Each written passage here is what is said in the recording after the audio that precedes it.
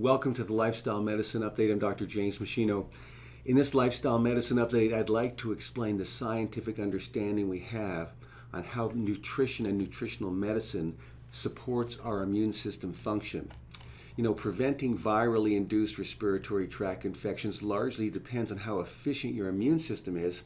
And should you develop a virally induced respiratory tract infection, having an immune system that is working more optimally can help to prevent the infection from becoming more severe or virulent. All experts agree that a decline or weakening in immune function makes us more susceptible to respiratory tract infections and allows these infections to become more severe and life-threatening.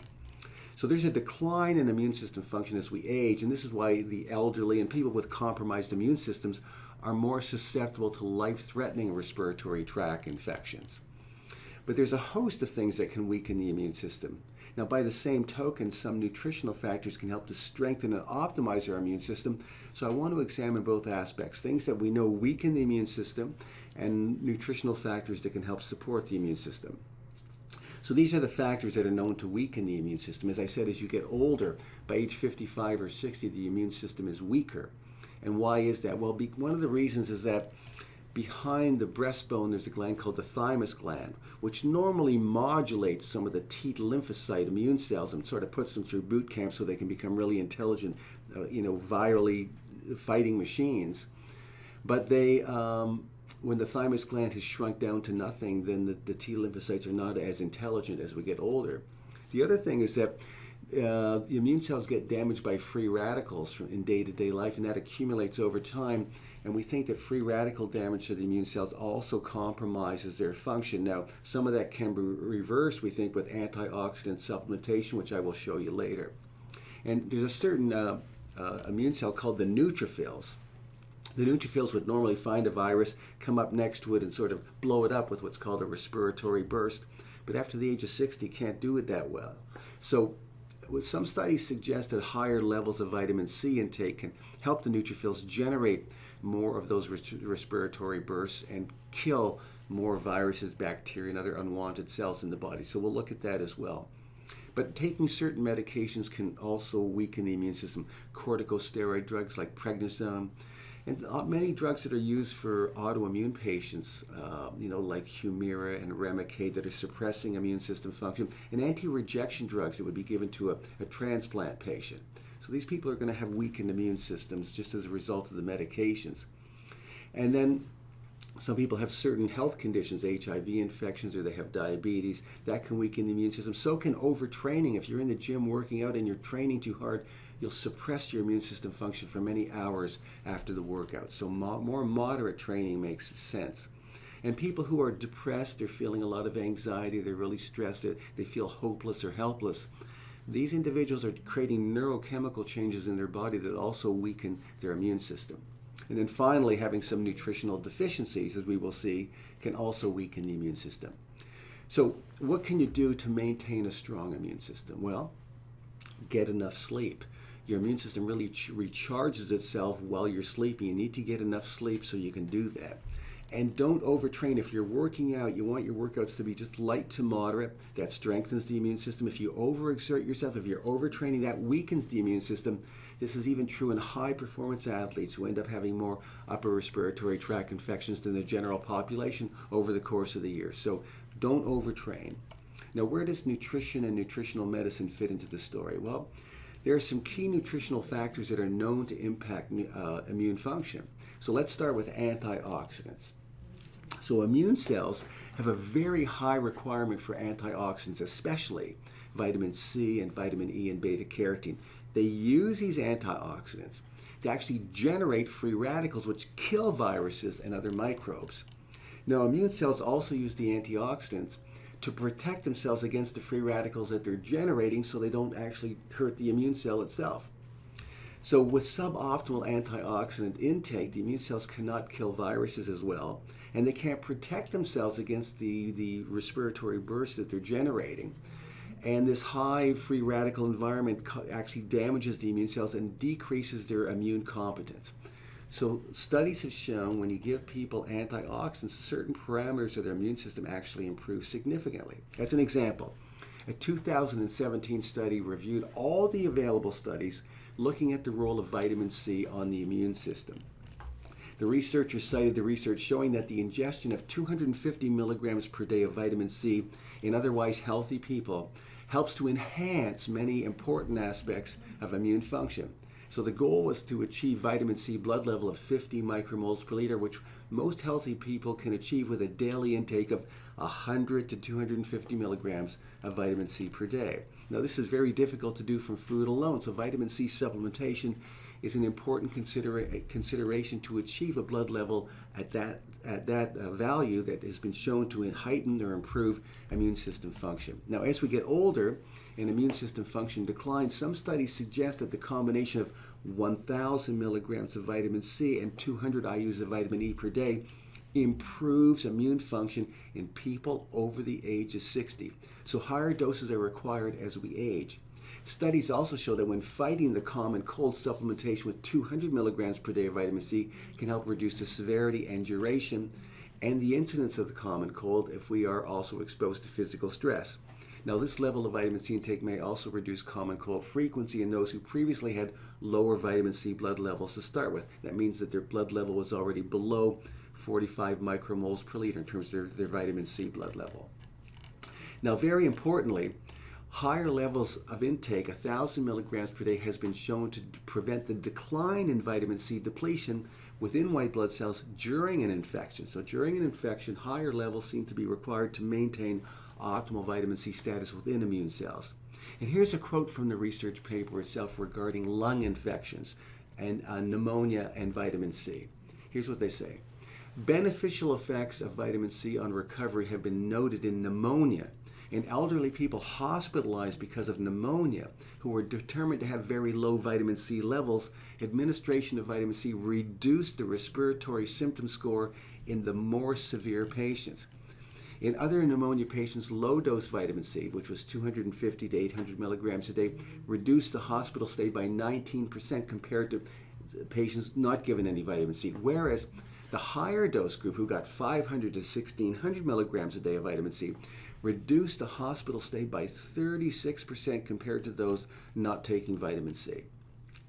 Vitamin C supplementation has also showed a positive effect on normalizing the chest x-ray, bringing temperature down, and the erythrocyte sedimentation rate, which is a marker for inflammation and infection. It improved all of these parameters. Now, since prophylactic vitamin C administration also appears to decrease the risk of developing more serious respiratory tract infections, such as pneumonia, it's likely that the low vitamin C levels observed during respiratory infections are both a cause and consequence of the disease. This means that during an infection, vitamin C turnover occurs much more rapidly as immune cells draw down their vitamin C stores to fight the infection. As vitamin C becomes more and more depleted within immune cells, they become less and less effective, allowing more serious infections like pneumonia to take hold and progress. As the researchers so aptly conclude, thus it is apparent that vitamin C is necessary for the immune system to mount and sustain an adequate response against pathogens whilst avoiding excessive damage to the actual immune cells and the host cells themselves. But other antioxidants have also been shown to be critical to immune function. For example, supplementation of healthy individuals over the age of 60 with 200 IUs of vitamin E per day improved many aspects of immune function and reversed some key age-related features of immune system decline. In short, these older people had better and more youthful immune system function when they took a vitamin E supplement at 200 IUs a day. Now, supplementation with other nutrients have also showed improved immune system function in human subjects, including zinc and beta-carotene. And animal studies show the importance of selenium to the immune system function. A number of researchers have conducted research providing healthy elderly individuals with supplement combinations such as vitamin A and C and E, or they provide them with a multivitamin trace mineral supplement. In each of the studies, the participants ingesting the supplement showed improved function of many immune parameters compared to their baseline values and compared to those who ingested the placebo. Moreover, human and animal studies have proven that even marginal deficiencies of certain vitamins and minerals cause a significant decline in immune function or immunocompetence. So these nutrients include vitamin A, beta-carotene, folic acid, vitamin B6, vitamin B12, vitamin C, vitamin E, riboflavin, iron, zinc, and selenium. Now, the National Health and Nutrition Examination Surveys, which looks at the population's dietary intake, shows that many people are walking around with marginal deficiencies of some of these nutrients unless they're taking a well-formulated multiple vitamin and mineral. Now, in addition to vitamins and minerals, certain herbal products have also been shown to have proven immune modulating properties of importance. So the ones I like best are astragalus, medicinal mushrooms like reishi mushroom, milk thistle, and the indole-3-carbinol. I'm just going to touch on those for a second. So astragalus. The Memorial Sloan Kettering Cancer Center website does a great job in summarizing the research on astragalus. They cite the studies showing that the medicinal constituents in astragalus can boost immune system competency and exert direct antiviral effects. A 2012 review of all astragalus studies showed the many ways that astragalus enhances the immune system function, including boosting the release of interferon and interleukin-2 from key immune cells, which are well-established strong boosters of immune system function. Then there's reishi mushroom extract and other medicinal mushrooms like shiitake, maitake, cordyceps, the Trematis versicolor, the turkey tail, and others. But medicinal mushrooms contain unique ingredients that not only stimulate immune cells to work more efficiently, but in some cases they have constituents that fit perfectly into immune cell receptors. And the binding of these constituents to the immune cell receptor generates a response from the immune cell that heightens and greatly optimizes its ability to combat foreign viruses, bacteria, and other dangerous cells. So I've provided a number of references at the end of this video which explain in detail the immune-enhancing properties of medicinal mushrooms if you want to read those papers. As one of the researchers stated, and I quote, medicinal mushrooms have been shown to have the ability to stimulate the immune system, modulate humoral and cellular immunity, and potentiate anti-mutagenic and anti-tumorigenic activity, as well as rejuvenating the immune system weakened by radiotherapy and chemotherapy in cancer patients, or cancer treatment, which is remarkable. Milk thistle. The herb milk thistle has also shown impressive immune modulating properties in recent years. Milk thistle has primarily been used to support liver detoxification function and to help repair damaged liver cells if the damage is not beyond repair. But the solimorin flavonoid in milk thistle has also been shown to have immune stimulatory effects. It increases lymphocyte proliferation, a very important factor in preventing and fighting infections, and it boosts the secretion of immune modulating chemicals or cytokines, particularly interferon gamma and interleukin-4 and interleukin-10. These responses are required when the body is facing a virus that is trying to take hold and start an infection. The researchers state, and I quote, "Our study has uncovered a novel effect of milk thistle on immune system.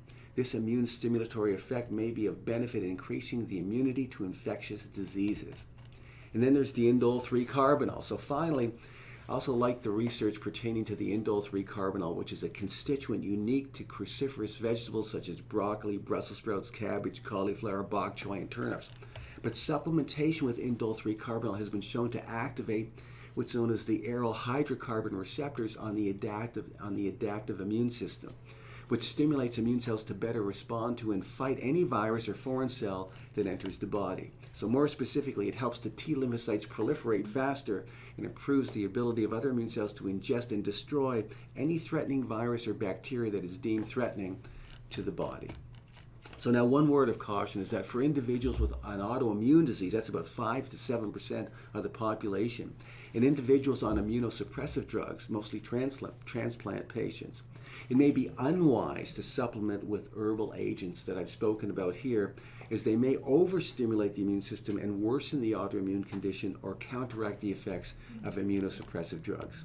Now, for most healthy adults, for the sake of immune system support, it may be wise to take a high-potency multiple vitamin and mineral that is enriched with antioxidants. That means 1,000 milligrams of vitamin C, 400 IUs of vitamin E, 15,000 IUs of beta-carotene, 200 micrograms of selenium, as well as taking a supplement containing astragalus, reishi mushroom extract, milk thistle, and the indole-3-carbinol. It may be another consideration. Now, some people go further and they ingest a teaspoon a day of a 14 mushroom blend of sort of medicinal mushrooms all put together in a mixture. They can mix into some yogurt or into some other form and ingest that to get all the blend of the medicinal mushrooms working for them.